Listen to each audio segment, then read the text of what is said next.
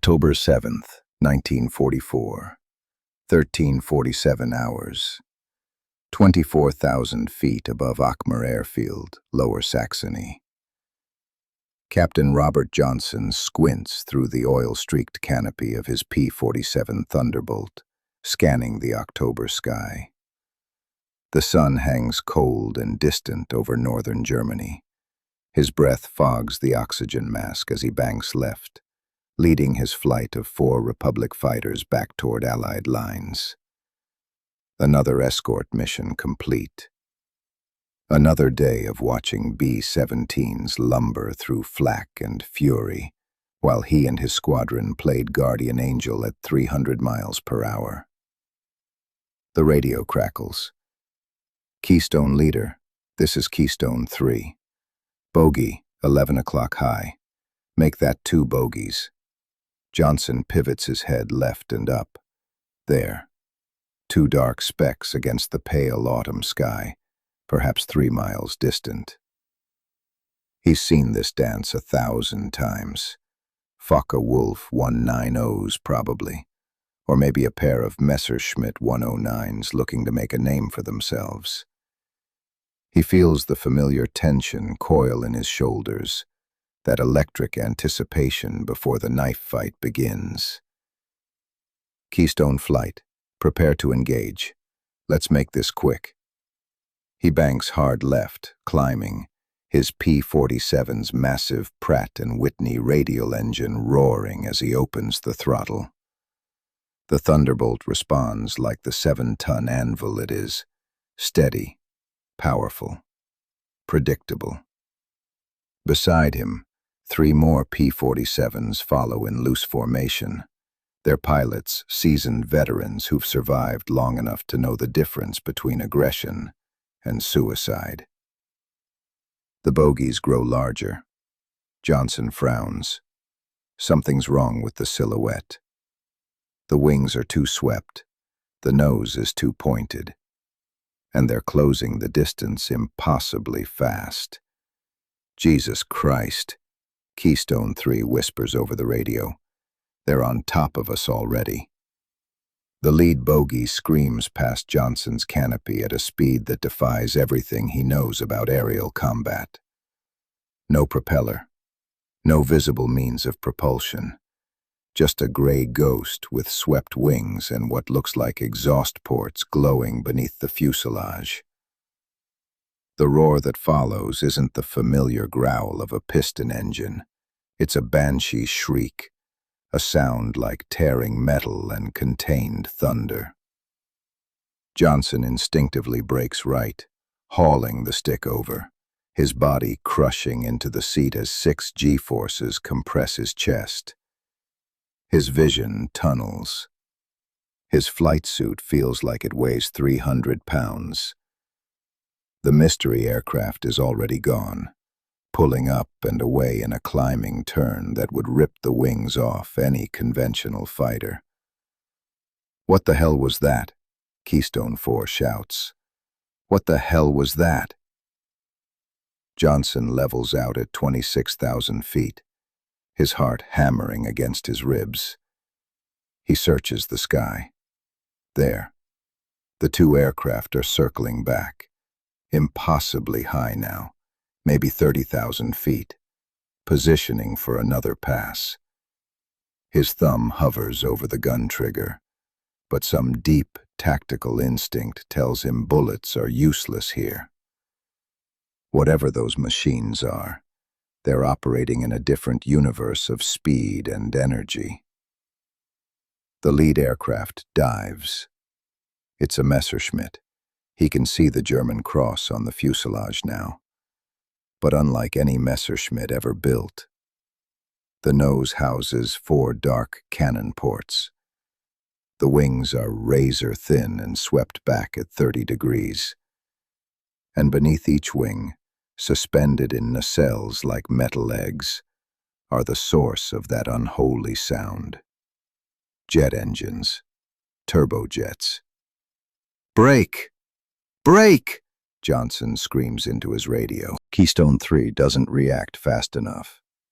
The Me-262's four 30mm cannons open fire from 800 yards, a range most fighter pilots would consider suicidal for accurate shooting. But the German pilot doesn't need accuracy. He needs volume. The cannons spit 50 rounds in 2 seconds, a stream of high explosive shells that transform the air between the two aircraft into a corridor of death. 3 shells punch through Keystone 3's left wing. The P-47 shudders, rolls inverted, and begins the long spiral, earthward trailing smoke and hydraulic fluid. Johnson sees the canopy jettison, sees the pilot tumble free, watches the white parachute blossom against the dark German countryside below. The Me-262 is already gone again, climbing away at a 45-degree angle, accelerating to speeds Johnson can only dream about. His airspeed indicator reads 380 miles per hour. He estimates the German jet is doing at least 500, maybe 550. It's like trying to catch a bullet with a thrown rock. Keystone flight, disengage. I say again, disengage. RTB, immediate. Johnson pushes the stick forward and dives for the deck, using gravity to milk every ounce of speed from his Thunderbolt. Behind him, Keystone 2 and 4 follow in tight formation, their aircraft bucking through the turbulent air. No one speaks. No one needs to. They've all just encountered something that rewrites the rules of aerial combat. Something that makes their beloved fighters feel like museum pieces overnight.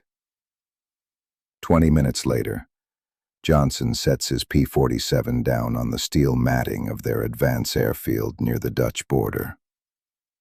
His hands are still shaking when he fills out the after-action report.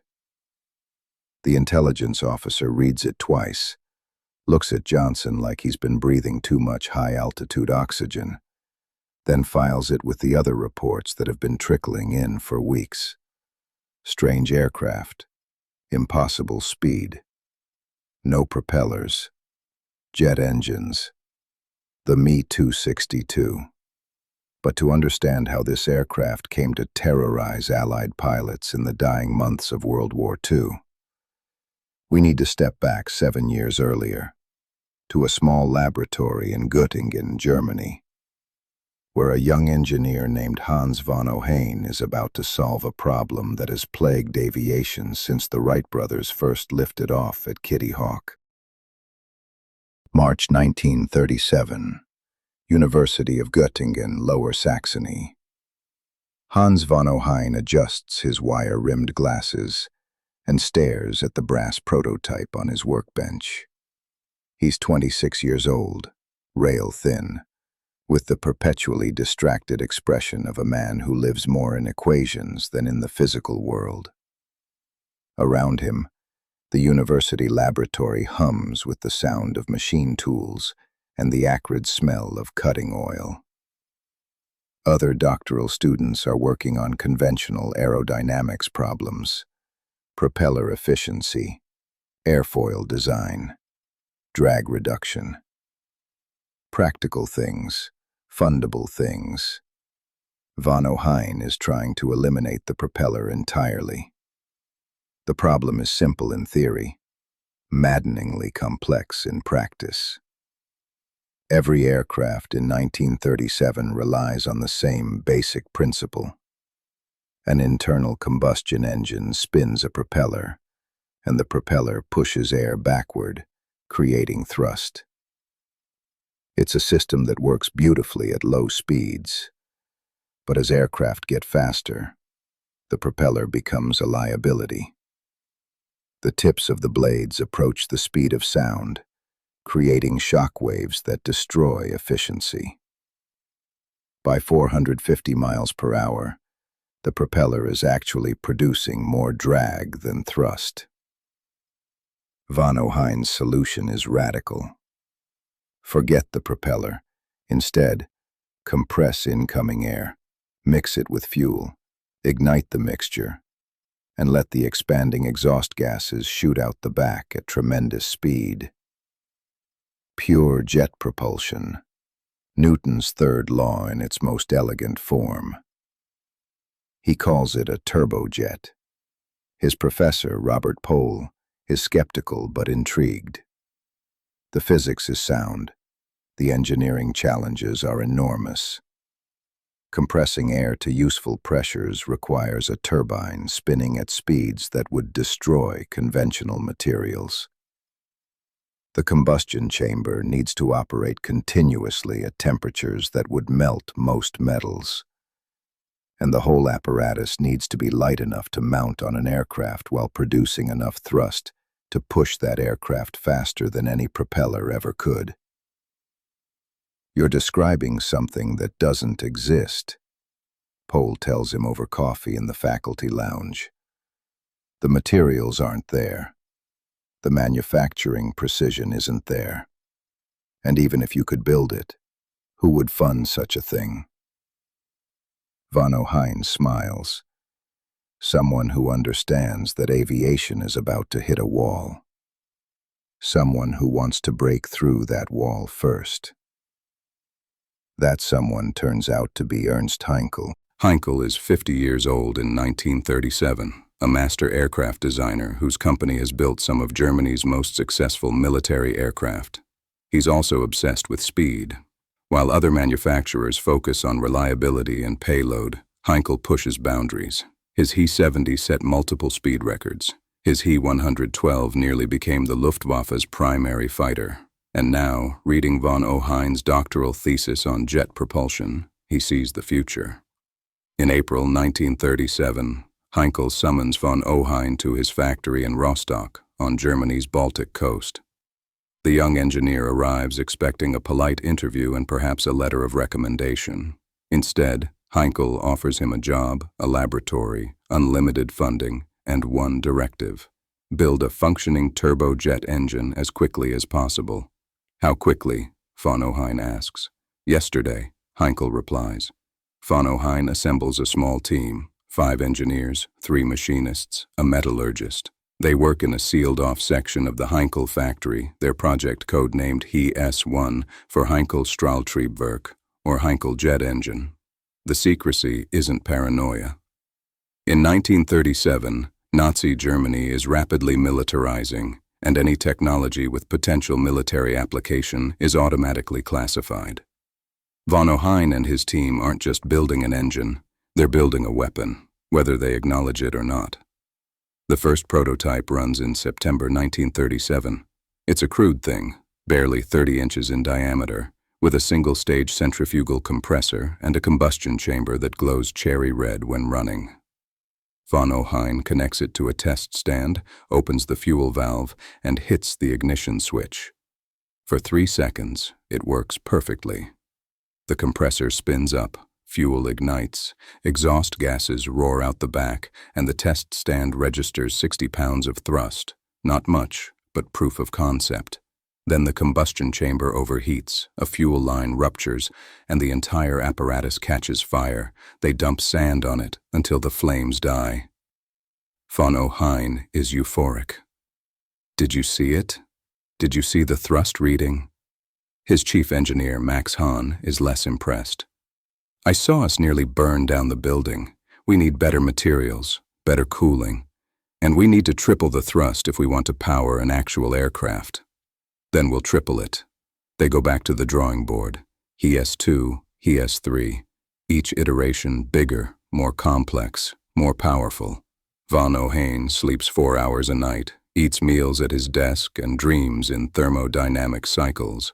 By mid-1939, they have the He-S3B, a turbojet producing 1,100 pounds of thrust, enough to power a small aircraft if barely. On August 27, 1939, test pilot Erich Varsitz climbs into the cockpit of the Heinkel He-178, a tiny experimental aircraft that looks more like a glider than a fighter. Beneath its fuselage, von Ohain's He-S3B is mounted, its compressor already spinning, fuel flowing, exhaust temperature rising. Varsitz has been briefed on the risks. engine failure, fire, structural failure due to vibration. He accepts them all with the calm of a man who's already survived a dozen experimental flights that should have killed him. At 0600 hours, he opens the throttle. The He-178 accelerates down the grass runway at Rostock-Marienkäse airfield, slower than any propeller fighter, but building speed steadily. At 120 miles per hour, Vorsitz rotates, and Germany's first jet aircraft lifts into the morning sky. The flight lasts 12 minutes. Vorsitz makes 2 circuits of the airfield, climbing to 2,000 feet, then brings it down for a smooth landing. When he climbs out, von Ohain is waiting on the tarmac, tears streaming down his face. "We did it," von Ohain says. "We actually did it." What neither man realizes is that across the English Channel, a British engineer named Frank Whittle has been working on his own turbojet design since 1930.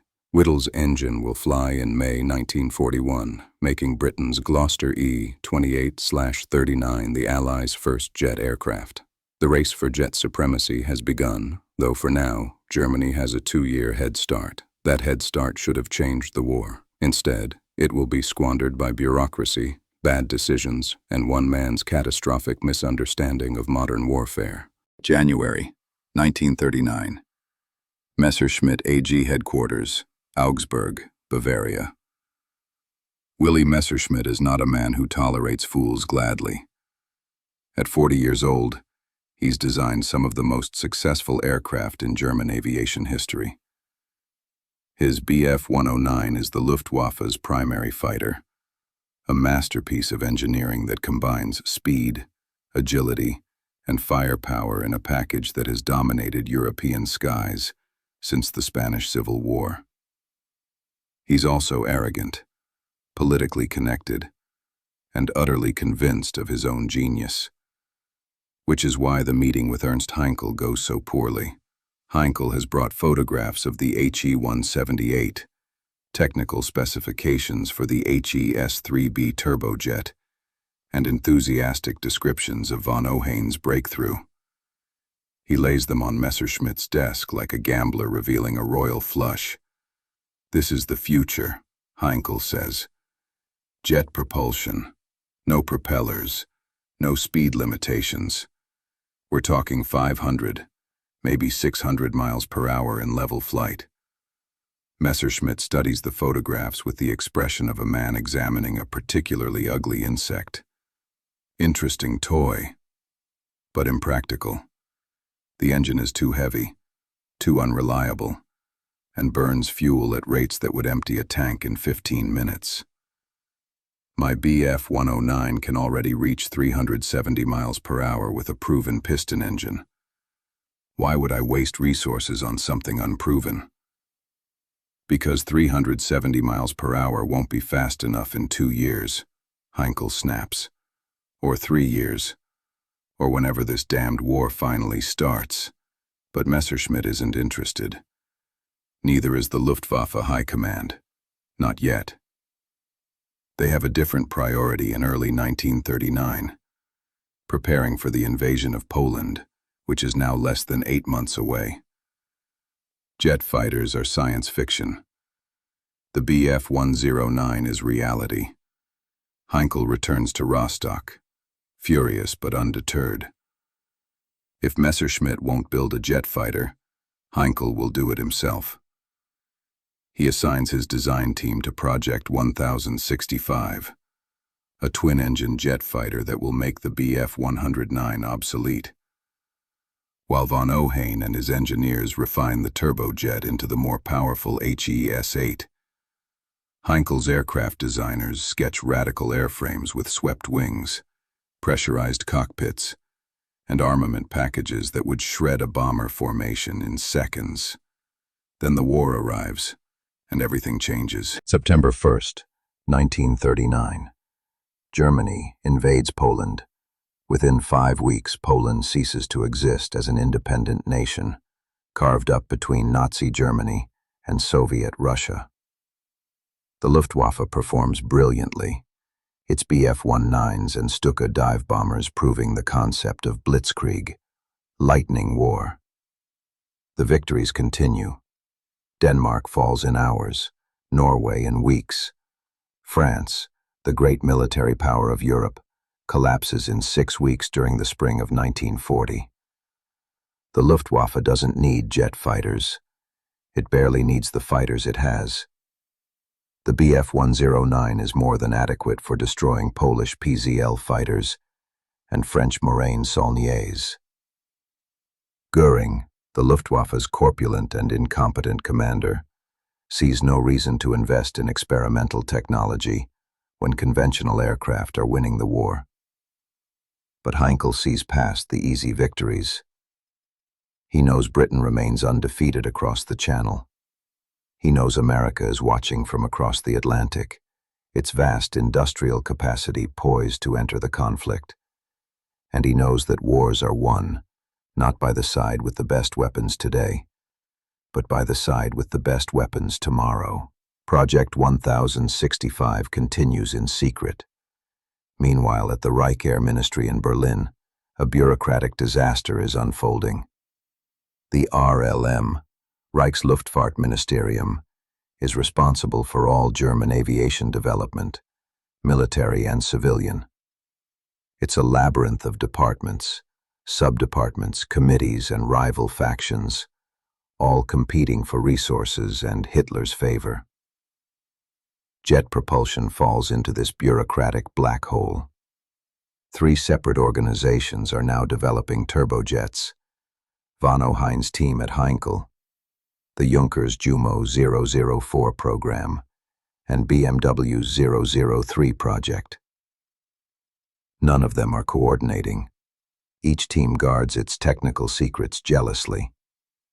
The RLM, rather than forcing cooperation, allows the competition to continue, assuming correctly that competition will drive innovation, but failing to recognize, catastrophically, that it will also waste precious time. By late 1940, von Ohain's HES-8 is producing 1,800 pounds of thrust and running reliably for hours. Heinkel's HE-280, the first prototype of his jet fighter, is nearly complete. But there's still no official Luftwaffe requirement for a jet fighter. No production orders, no urgency. Then in July 1941, Germany invades the Soviet Union, and suddenly the Luftwaffe is fighting on 2 fronts simultaneously. Losses mount. Skilled pilots die over Russia and Britain. And in November 1941, the RAF Supermarine Spitfire Mark V enters service, matching the Bf-109 in speed and surpassing it in maneuverability. Messerschmitt finally pays attention. In January 1942, Willy Messerschmitt summons his chief designer, Robert Lusser, and gives him a directive that will change the course of aviation history. Design me a jet fighter. Twin engines. Top speed 500 miles per hour minimum. Heavily armed. And I want the prototype flying by summer. Lusser assembles a team of engineers who've been quietly working on jet fighter concepts for months. They pull out blueprints, wind tunnel data, propulsion calculations. Within weeks, they have a preliminary design. A sleek, low-wing monoplane with 2 jet engines mounted beneath the wings, swept surfaces for high-speed stability, and a tricycle landing gear. Revolutionary for Germany, where tail-draggers are still standard. They call it the Me-262. The first prototype rolls out of Messerschmitt's Augsburg factory in April 1942. It's painted pale gray, with no national markings yet. Just the designation V1, Versuch 1, Experimental Aircraft 1. The 2 Junkers Jumo 004 turbojets hang beneath its wings like afterthoughts. But they're the heart of the design, each capable of 1,980 pounds of thrust. On July 18, 1942, Test pilot Fritz Wendell takes the Me-262 V1 into the sky for the first time. The flight is brief, 23 minutes, but conclusive. The aircraft is fast, stable, and handles beautifully. Wendell reports no vibration, no control issues, just smooth acceleration to 435 miles per hour. It's the fastest combat aircraft in the world. The Luftwaffe finally issues a production order.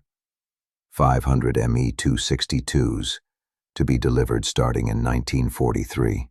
Messerschmitt's engineers celebrate. Von Ohain, working at Heinkel, hears the news and feels a mixture of pride and frustration. His engine didn't make the final cut. The Jumo 004 beat it. But his concept, his vision of jet propulsion, is being validated. Then Adolf Hitler gets involved. November 2nd, 1943.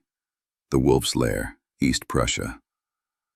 The conference room is oak-paneled and somber, lit by electric chandeliers that cast harsh shadows across the faces of Germany's military high command.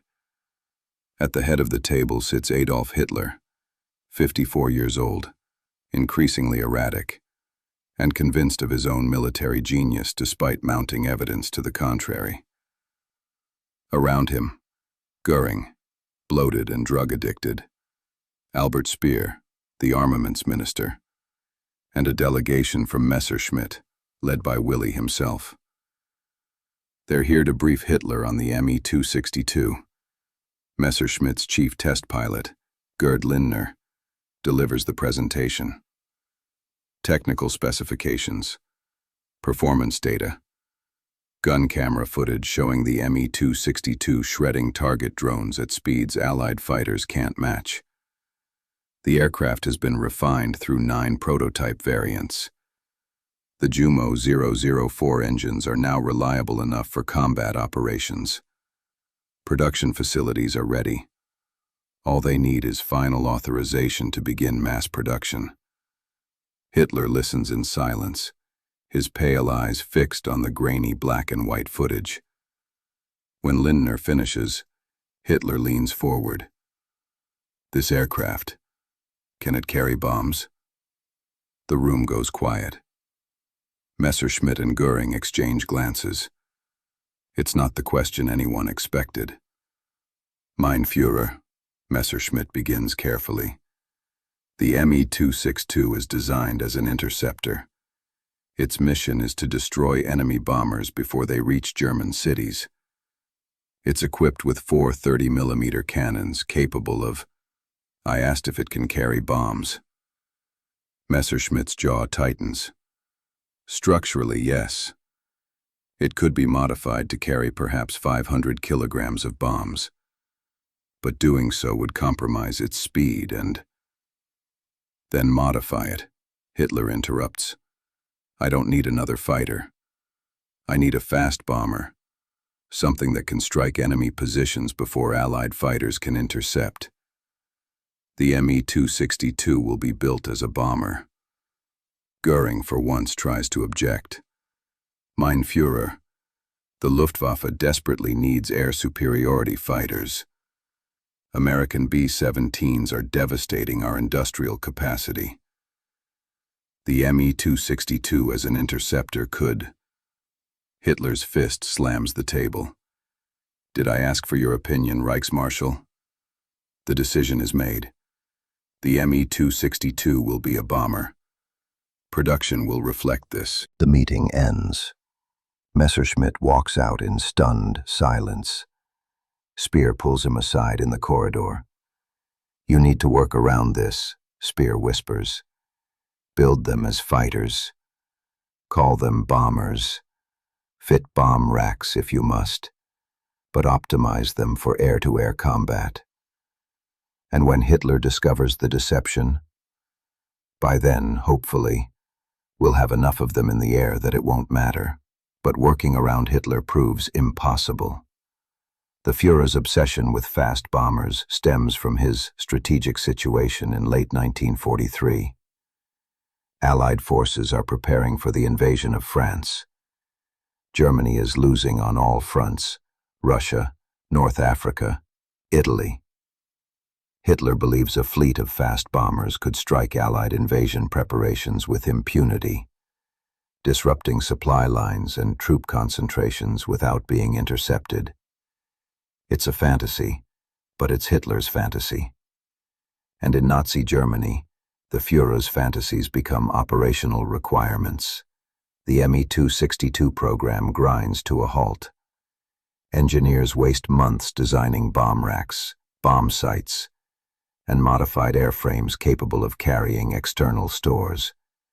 The fighter version, the Me-262A-1A, is shelved in favor of the Me-262A-2A bomber variant, nicknamed Sturmvogel, or Stormbird. Meanwhile, Allied strategic bombing intensifies. In February 1944, the US AAF launches Operation Argument, nicknamed Big Week, a sustained campaign against German aircraft production facilities. Messerschmitt's factories in Augsburg and Regensburg are hit repeatedly. The Junkers engine plant at Dessau is devastated. Production of the UMO 004 engines, already struggling with quality control issues, falls behind schedule. By D-Day, June 6, 1944, Germany has produced exactly 51 Me-262s. 51. The Allies land 156,000 troops in Normandy on the first day alone. Luftwaffe resistance is minimal. The skies over France belong to the RAF and US AAF. If Hitler had authorized mass production of the Me-262 as a fighter in 1943, hundreds could have been operational by June 1944. Instead, those 51 aircraft sit in depots, most of them configured as bombers that no one wants to fly. Then, finally, reality intrudes. In July 1944, Adolf Galland, the Luftwaffe's General der Jagdflieger, General of Fighter Forces, manages to secure a meeting with Hitler. Galland is 42, a fighter ace with 104 confirmed kills, and one of the few Luftwaffe officers willing to speak truth to power. He brings gun camera footage from Me-262 test flights, showing the jet destroying P-47s and P-51s in mock combat.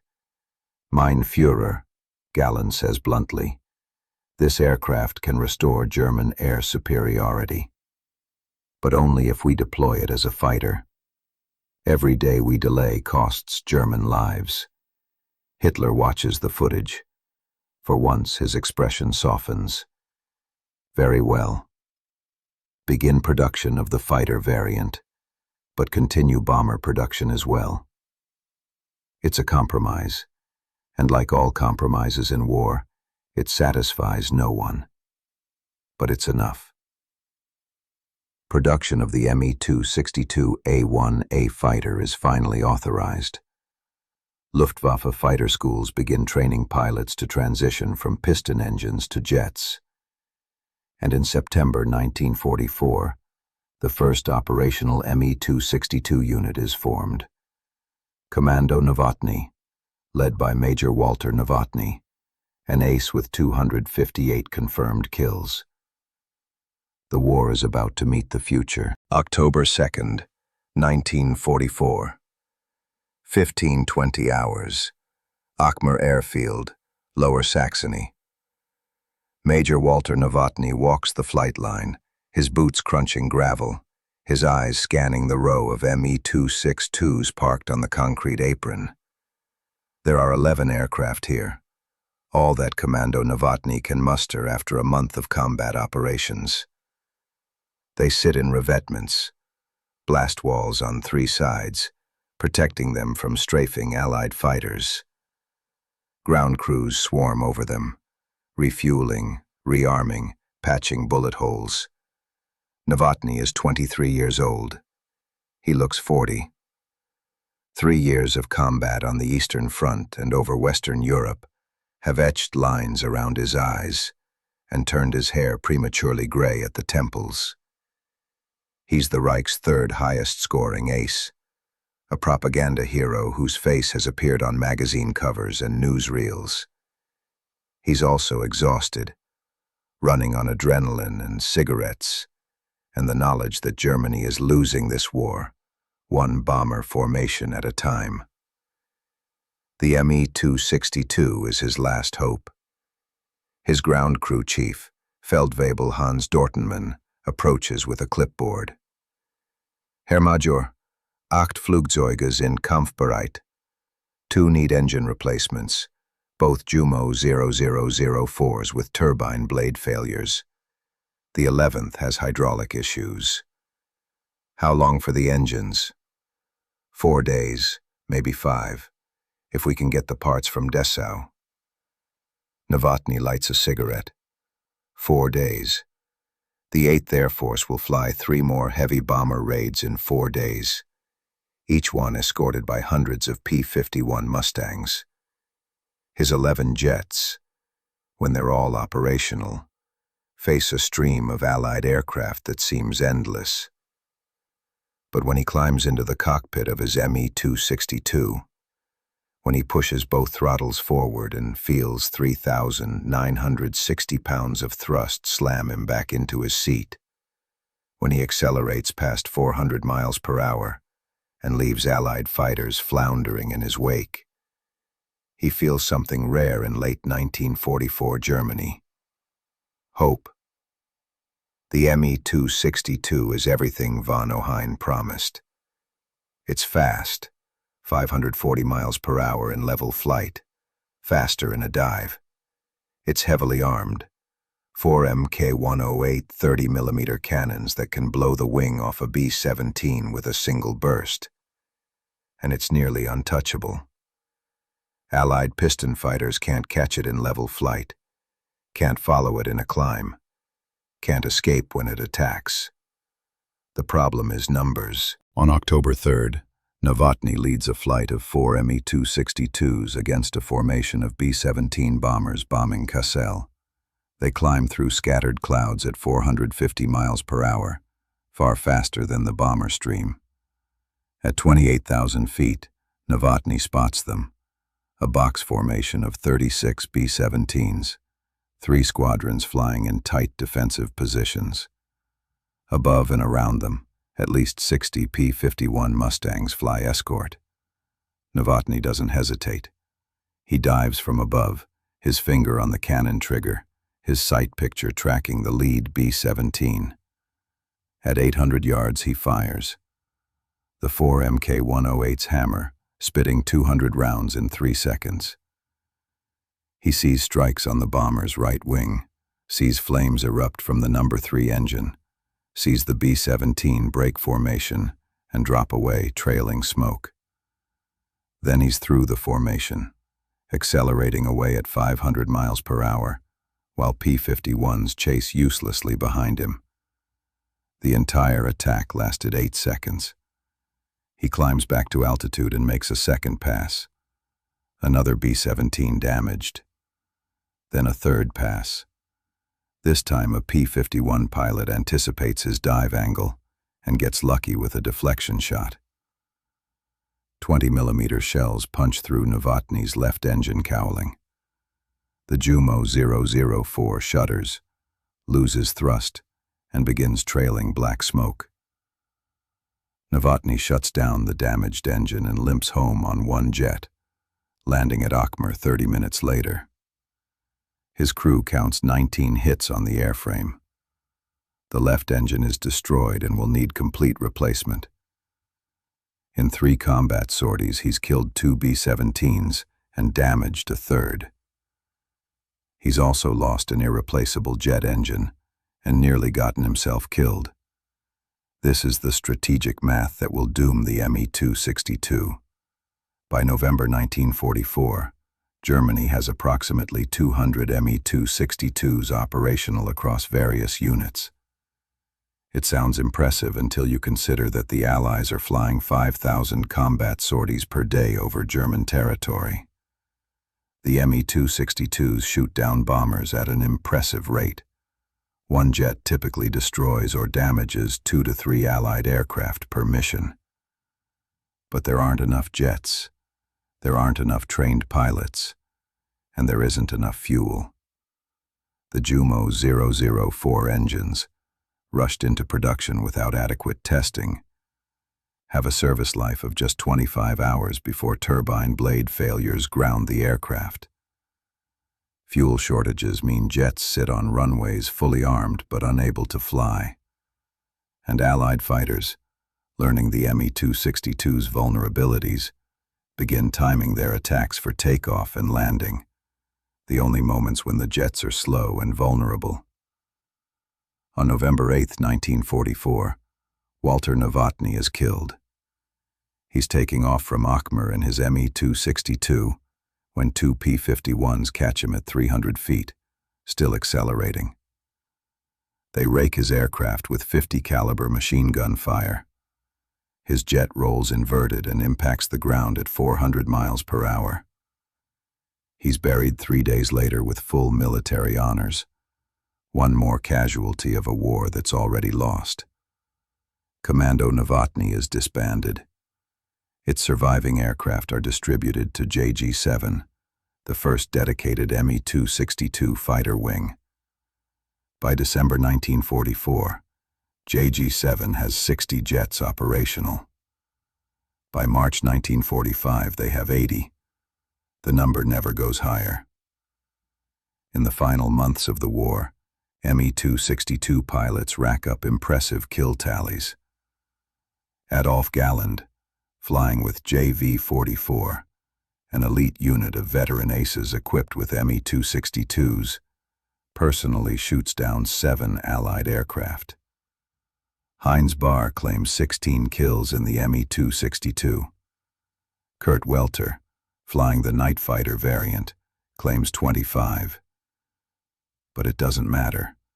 For every bomber they shoot down, 30 more get through. For every Allied fighter they destroy, 50 more arrive from England. Germany's industrial capacity is collapsing under sustained strategic bombing. The jet fuel production facilities are hit repeatedly. The Messerschmitt factories are reduced to rubble. By April 1945, Me-262 production has effectively ceased. On May 8, 1945, Germany surrenders unconditionally. The war is over. In total, Germany produced approximately 1,400 Me-262s. Only about 300 ever saw combat. They shot down an estimated 542 Allied aircraft, while losing about 100 of their own to combat and accidents. It's an impressive kill ratio. It's also completely irrelevant. The Me-262 arrived too late, in too few numbers, to change the war's outcome. But it did change something else. The future of aviation. June 1945. Wright Field, Dayton, Ohio. Colonel Harold Watson walks across the concrete apron toward a gray Me-262, sitting in the morning sun. The aircraft was captured intact at a Luftwaffe airfield near Munich in the final days of the war, flown to Cherbourg by a German pilot who surrendered, then shipped across the Atlantic aboard a cargo vessel. Now it sits on American soil, surrounded by engineers and test pilots who are about to dissect every aspect of its design. Watson is one of the Army Air Force's most experienced test pilots. He's flown everything from P-38 Lightnings to B-29 Superfortresses. But as he climbs into the Me-262's cockpit, he feels something unfamiliar. Intimidation. This aircraft represents a technological leap that American aviation is only beginning to understand. The cockpit is cramped but functional. Instruments are clearly labeled in German. The control stick is conventional, The throttles, two of them, one for each engine, are mounted on the left side panel. Watson straps in, signals the ground crew, and begins the startup sequence. Exactly as the German technical manual describes. The Jumo 004 engines spool up with that characteristic banshee whine. At idle, they produce a deep rumbling that Watson feels through his seat. He advances the throttles slowly. Too quickly and the engines will flame out, and the Me-262 begins rolling forward. The tricycle landing gear makes taxiing absurdly easy compared to tail-dragging American fighters. At 0947 hours, Watson lines up on right field's main runway and opens both throttles to full power.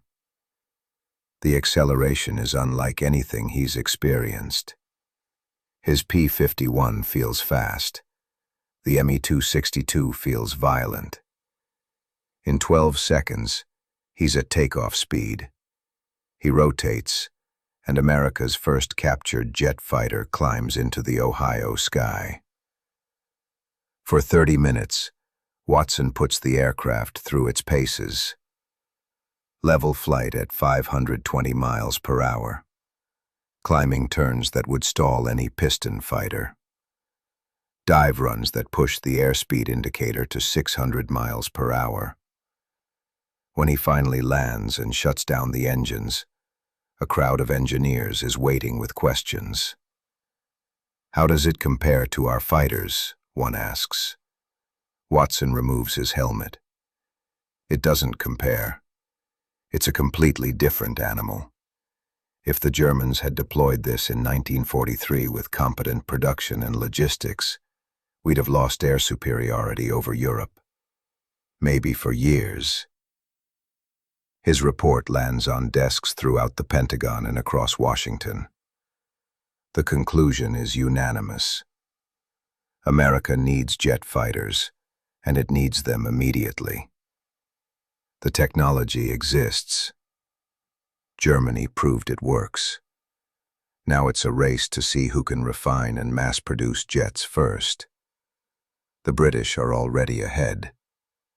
Frank Whittle's turbojet powered the Gloucester Meteor, which entered RAF service in July 1944. Too late to fight Me-262s, but early enough to intercept German V-1 flying bombs over southern England. The Meteor is slower than the Me-262, more conservative in design, but it works reliably and is already in production. The Soviets, meanwhile, have captured several Me-262s and numerous German engineers. Within months, they'll reverse engineer the Jumo 004 and begin development of the Mikoyan Gurevich MiG-9 and Yakovlev Yak-15, both of which will fly in 1946. America takes a different approach. Rather than copying the Me-262, American engineers study its principles and build something better. The result is the Lockheed P-80 Shooting Star, America's first operational jet fighter. It flies in January 1944, actually before the Me-262 enters combat, but doesn't reach operational units until early 1945. Too late for combat in Europe. The P-80 is faster than the Me-262, more reliable, and easier to maintain. It incorporates American innovations in metallurgy, fuel systems, and aerodynamics. When it enters service in 1946, it makes every piston fighter in the world obsolete overnight. The jet age has arrived. Hans von Ohain, the engineer whose vision started it all, survives the war and emigrates to America in 1947. He spends the rest of his career working for the U.S. Air Force at Wright-Patterson Air Force Base. Ironically, just miles from where his captured Me-262 underwent its first American test flight. He dies in 1998 at age 86, having witnessed the transformation of aviation from his primitive HES-3B turbojet to modern fighter jets capable of Mach 2. Willy Messerschmitt also survives. He's imprisoned briefly by Allied authorities, then released to work as an aviation consultant. He lives until 1978, long enough to see jet airliners carrying millions of passengers annually. A direct descendant of the propulsion technology his Me-262 pioneered. The Me-262 itself becomes a legend, studied in military academies and aviation schools worldwide. Its swept wings influenced nearly every jet fighter design for the next 2 decades. The P-86 Sabre, America's primary fighter during the Korean War, uses a wing design inspired directly by captured Me-262 research.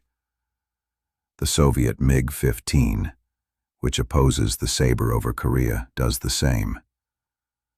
But the Me-262's real legacy isn't technical. It's strategic. The aircraft proves that technological superiority alone cannot win wars. Germany had the world's first operational jet fighter, a design that was genuinely a decade ahead of its time. But superior technology deployed too late, in insufficient numbers, with inadequate resources and no coherent strategy, is just an expensive curiosity. The Me-262 arrived when Germany's industrial capacity was collapsing, when fuel was scarce, when trained pilots were dying faster than they could be replaced, and when Allied numerical superiority was already overwhelming. It was a brilliant solution to a problem that no longer mattered.